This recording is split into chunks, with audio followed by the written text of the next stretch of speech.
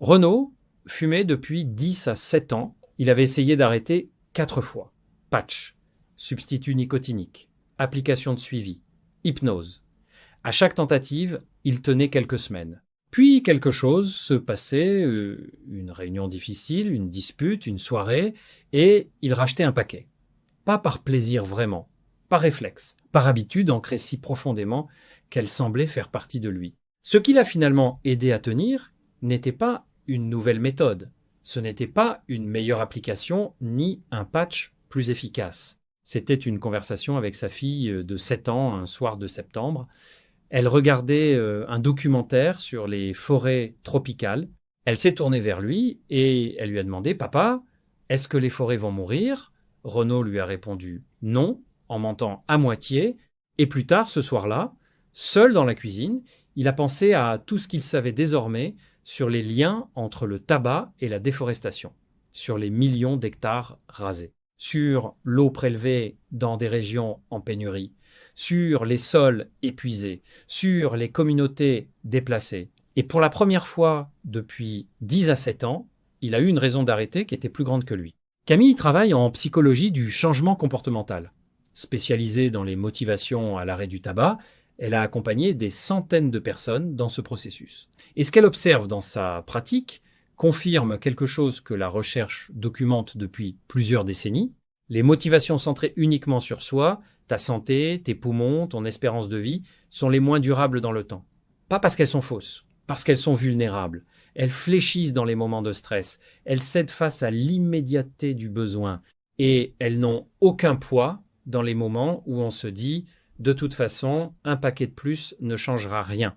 Aujourd'hui, on parle de ça. De comment recadrer sa motivation à arrêter de fumer en l'ancrant dans quelque chose de plus grand que soi. Pas pour remplacer les raisons de santé. Pour leur ajouter un étage qui tient quand tout le reste vacille. Enregistre cette vidéo, elle propose quelque chose de concret sur un sujet que beaucoup ont l'impression d'avoir épuisé. Camille appelle ça le recadrage transcendant de la motivation. C'est pas de la philosophie abstraite. C'est une technique documentée que les thérapeutes spécialisés dans les comportements addictifs utilisent pour ancrer l'arrêt dans quelque chose que la dépendance ne peut pas atteindre aussi facilement: l'identité, les valeurs, les engagements envers quelque chose ou quelqu'un qui dépasse les besoins immédiats de l'individu. La recherche de Timothy Carey et d'autres chercheurs en psychologie du contrôle a montré que les personnes qui réussissent à maintenir un arrêt du tabac sur le long terme ont en commun une caractéristique: elles ont réussi à intégrer l'arrêt dans leur identité plutôt que dans leur liste de résolution.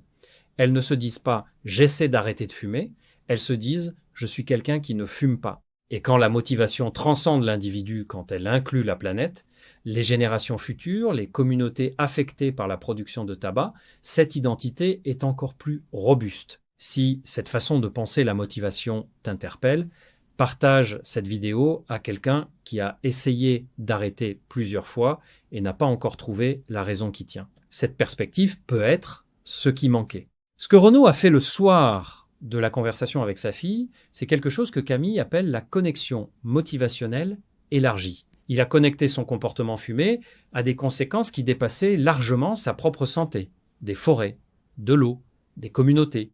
Et en faisant ça, il a changé le registre de sa motivation. Il ne s'agissait plus seulement de vivre plus longtemps, il s'agissait de cohérence entre ce qu'il voulait transmettre à sa fille et ce qu'il faisait concrètement chaque jour. Camille propose à ses patients un exercice simple: écrire, pas penser. Écrire les conséquences de leur tabagisme qui dépassent leur propre corps. Pas les conséquences sur leur santé. Les conséquences sur la planète, sur les agriculteurs qui cultivent le tabac sans protection, sur les forêts, sur l'eau, sur les enfants de régions lointaines dont les ressources sont mobilisées pour produire ce qu'ils consomment. Et puis, écrire, toujours écrire en quoi continuer à fumer est ou n'est pas cohérent avec les valeurs qu'ils se reconnaissent par ailleurs. Environnement, justice, responsabilité, parentalité. L'exercice ne prend pas plus de 20 minutes. Ces patients disent que c'est la première fois qu'ils ont vraiment vu leur tabagisme dans sa globalité. Ce que Renaud dit aujourd'hui, 2 ans 2 ans après la conversation avec sa fille, c'est quelque chose de simple.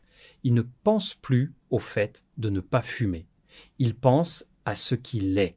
Quelqu'un qui a appris ce que sa consommation faisait au monde, qui a décidé que ça ne correspondait pas à ce qu'il voulait être, et qui n'a plus eu besoin d'un patch ou d'une application pour tenir, parce que la raison d'arrêter était désormais plus grande que l'envie de recommencer.